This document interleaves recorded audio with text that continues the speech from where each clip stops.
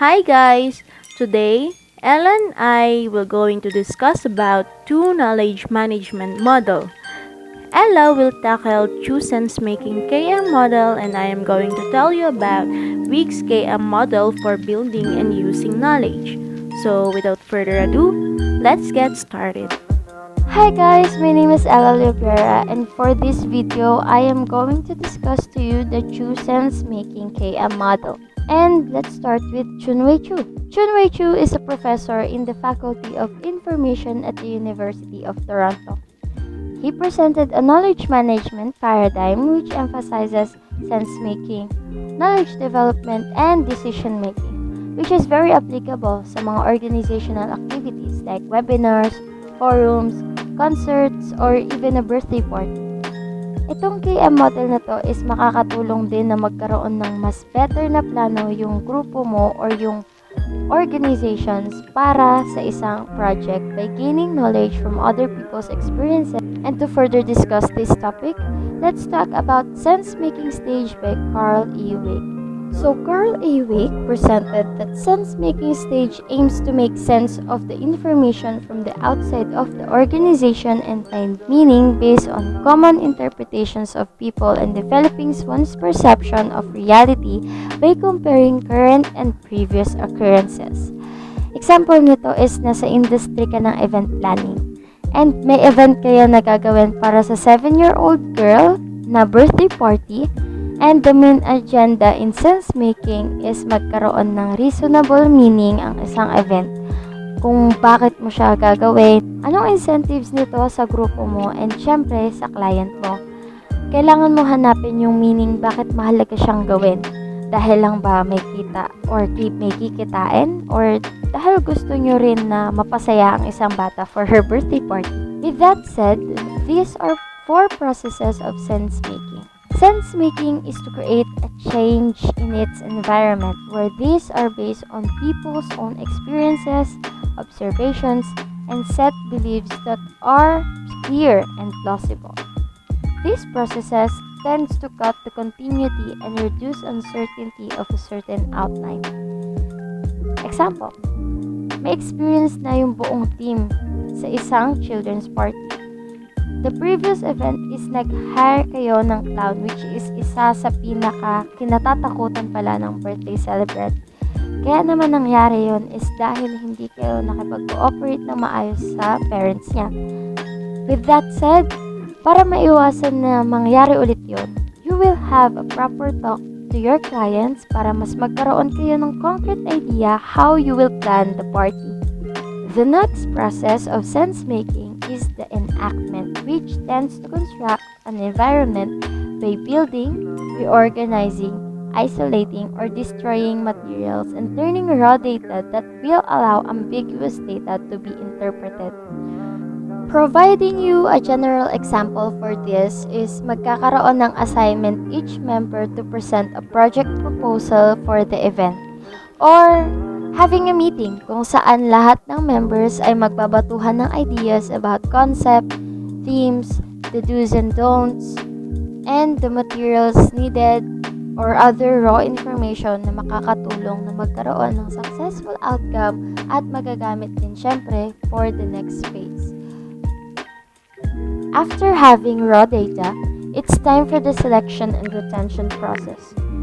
Selection process produces an enacted environment that provides cause and effect explanations of what is going on. While in retention, sigurado magkakaroon ng maraming collection ng great ideas that can be enacted or have a meaningful interpretations na pwedeng maitabi or magamit for future references or similar events. However, using this kind of memories can help individuals' interpretations of changes may be stabilized into a cohesive organizational perspective of events and activities. Sense-making can be emphasized through a retrospective sense-making that is making sense of the past, or prospective sense-making which an attempt to make sense of the future. Either way, making sense is what's important because you can use retrospective to contemplate prospective sense-making.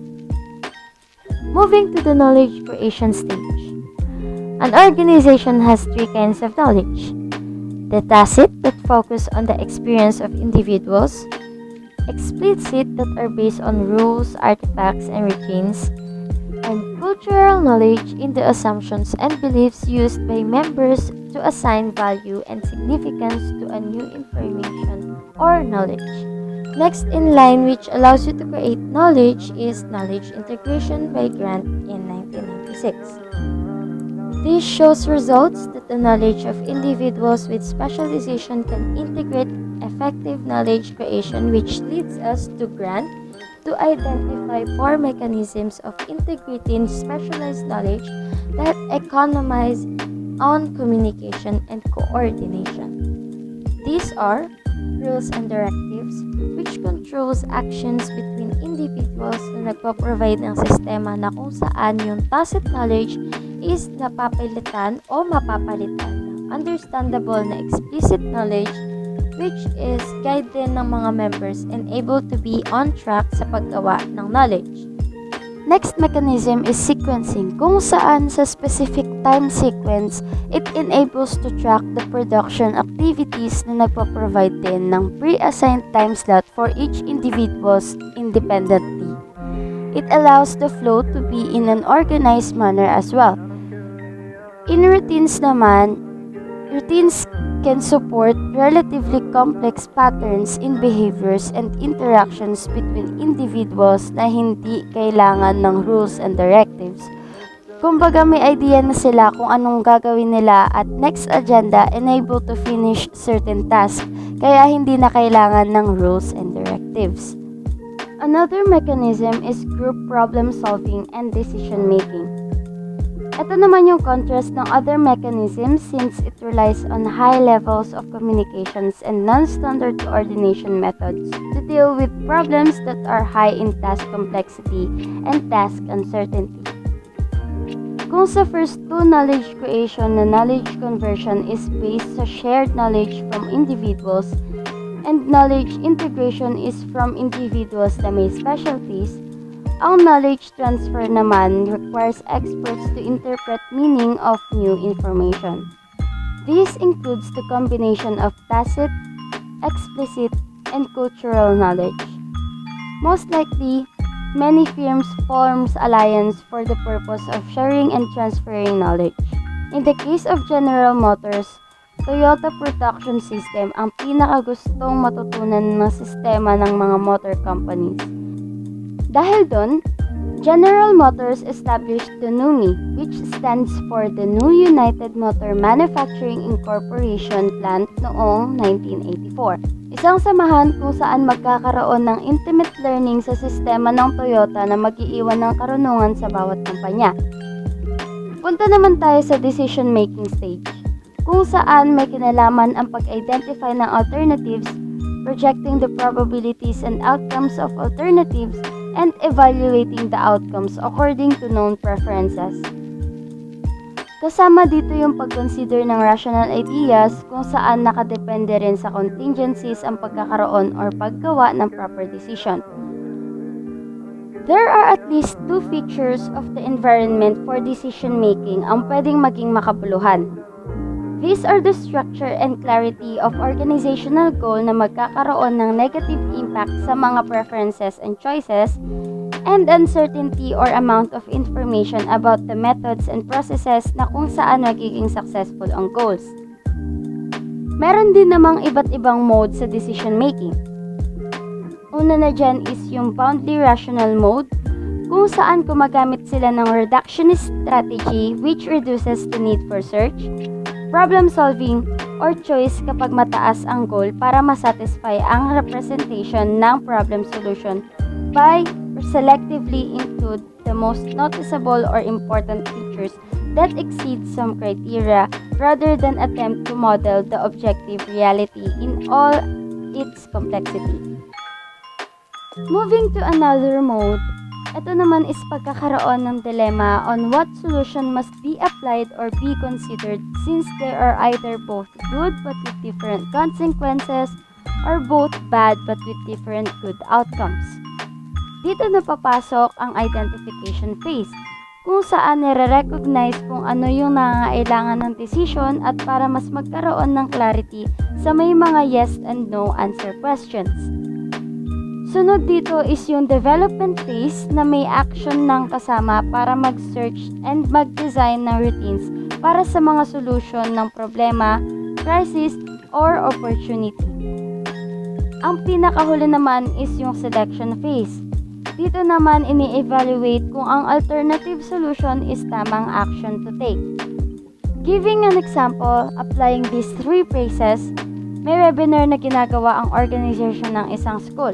With that, they need to buy some meals for their two speakers after their talk, which will lead to identification phase. Identifying if they need to buy meals for their speakers before they finish their talk or after. Next is, how are they going to find a meal for their speakers? This will be the development phase where there will be an assigned person na mag-aasikaso sa meals. Finally is selecting phase.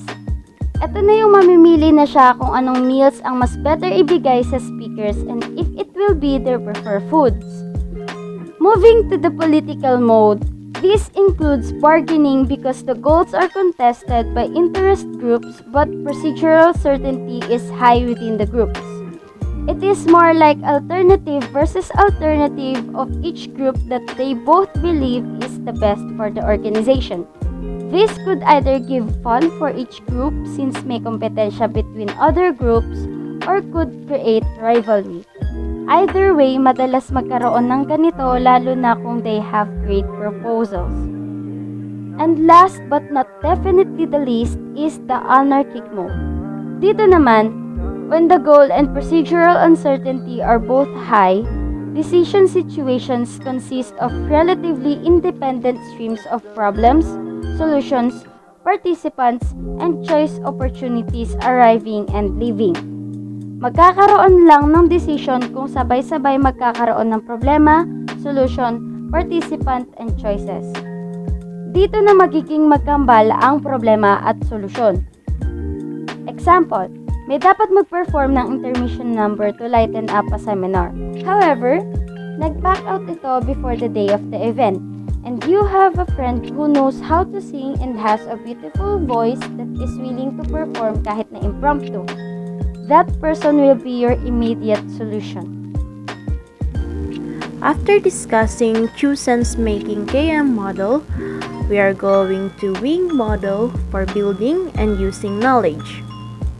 Carl M. Wiig in 1993 began his KM model to premise that information must be structured to be helpful and valuable. Ang kaalaman ay dapat iba-iba ang pagkakaayos depende sa layunin nito. Knowledge structured in a semantic network may be accessed and retrieved by several entry points corresponding to various knowledge activities. Narito ang ilan sa mga dimensyon na kabilang sa Wiig's KM model.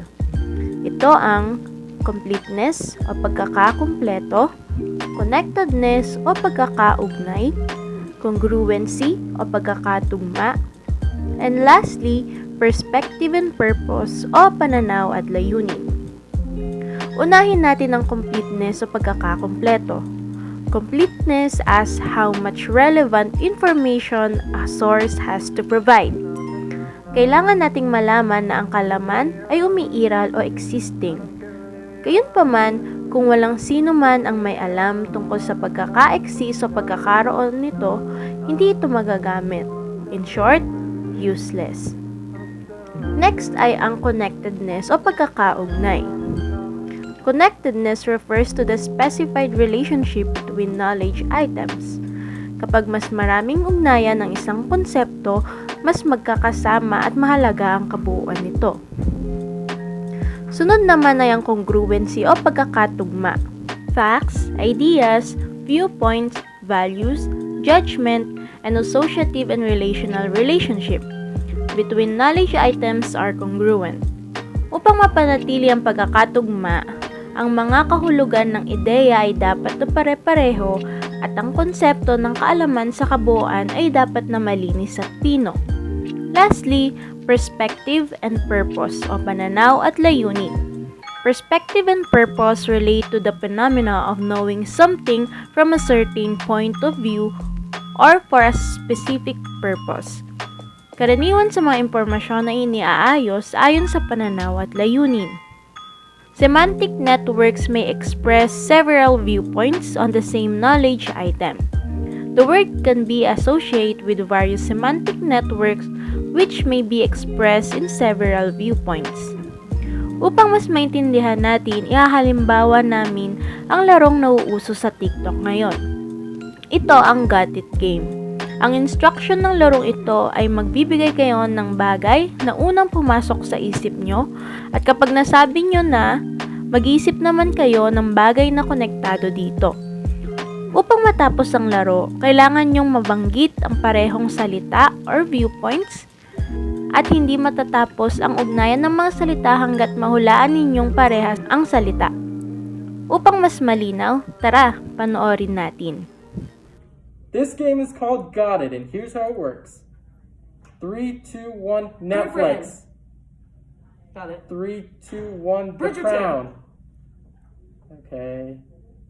3, 2, 1, Royals. 3, 2, 1, Meghan Prince Markle. Harry. 3, 2, 1, Queen Scandal. Elizabeth. 3, 2, 1, Princess Diana! Alright guys, we're gonna play the Got It game. You ready? Yeah. Alright, 3, 2, 1, weather. Oh, I got it. How? Oh, okay, no, that's easy, right? Yeah. You sure? Yeah. Alright, 3, 2, 1, raincoat. Okay, yeah, let's go. Anyway. Didn't like that didn't happen. Alright, ready? You got another one? Let's come up with something. Ready? Yeah. Alright, ready? 3, 2, 1, school. Pickles.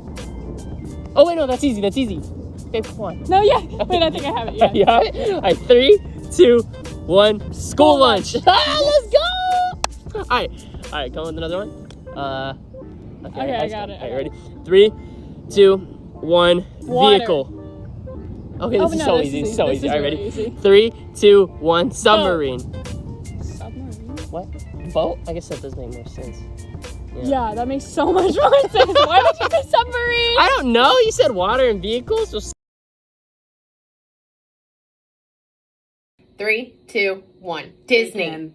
What'd you say? Bacon. I almost said pizza. Okay. Okay. Bacon. Okay. I don't have anything. I don't have anything either. Okay, I got it. Okay, 1, 2, 3. Mouse. Pretzel. Mouse. A mouse? Disney. Okay, I got it. You got it? You got it? Yeah. Okay, 1, 2, 3. Mickey Mouse. Yeah! Okay, ready, Eric? I'm ready, Claire. 1, 2, 3. Pillow. Spaghetti and pillow. Okay. Wait, Gotta get something. I gotta get something. Yeah, you sure do. 1, 2, 3. Lumpy. Naps. Did you say naps? Yeah, because you need a lot of spaghetti. Yeah, and that then makes naps. sense. All right, Okay. so I said lumpy. Naps, lumpy naps. You said naps. Okay, Okay. you ready? 3, 2, 1. Mattress. Oh, we're so close. I think we got it. Go for it. 3, 2, 1. Bed. Wiig's KM model defines degrees of knowledge internalization. Wiig's method refines the Nonaka-and-Takeuchi internalization quadrant. Upang mas malinaw, tingnan natin yung table. The first level is called novice. Barely aware or not aware of the knowledge and how it can be used. Halos hindi alam o totally walang kaalaman at kung paano ito magagamit. Sa level 2 naman, tinatawag itong beginner. Knows that the knowledge exists and where to get it but cannot reason with it. Alam na ang kaalaman ay umiiral at kung saan ito kukunin ngunit hindi maaaring mga tuwiran dito. Sa level 3, competent. Knows about the knowledge, can use and reason with the knowledge given external knowledge bases such as document and people to help. Alam ang tungkol sa kaalaman, maaring gumamit at mga tuwiran sa kaalamang ibinigay sa mga panlabas na konsepto ng kaalaman tulad ng mga dokumento at mga taong tutulong. Sa level 4 naman tinatawag itong expert or knows the knowledge, hold the knowledge in memory, understand where it applies, and reason with it without any outside help. Alam ang kaalaman, na isa sa ulo ang kalaman, nauunawaan kung saan ito nalalapat, at nangangatuwiran dito ng walang anumang tulong sa iba. And lastly, number 5 or level 5, ito ay tinatawag na master or internalizes the knowledge fully, has a deep understanding with the full integration into values, judgment, and consequences of using that knowledge. Ganap na isinasaloob ang kalaman, may malalim na pangunawa na may ganap na pagsasama sa mga halaga, paghahatol at paghihinatnan ng paggamit ng kaalamang iyon. Wiig distinguish between public, shared, and personal knowledge. Public knowledge is clear, taught, and shared information that is freely accessible. A book or material on a public website is an example. Shared expertise is the unique knowledge of knowledge workers shared in their job or encoded in technology. Wiig outline 4 sorts of knowledge, and it is factual o makatotohanan, conceptual o conceptual, expectational o inaasahan, methodological o pamamaraan.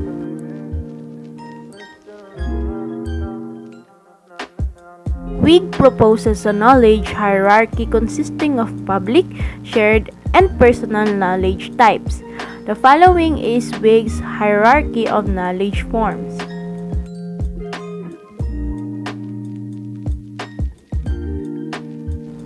All in all, pinapaniwalaan ang sistematikong pamamaraan at ideya ni Wiig sa pag-uuri ng impormasyon ay nananatiling pinakamabisang theoretical model ng knowledge management. That's all for today. We hope you learn a lot with us. Bye!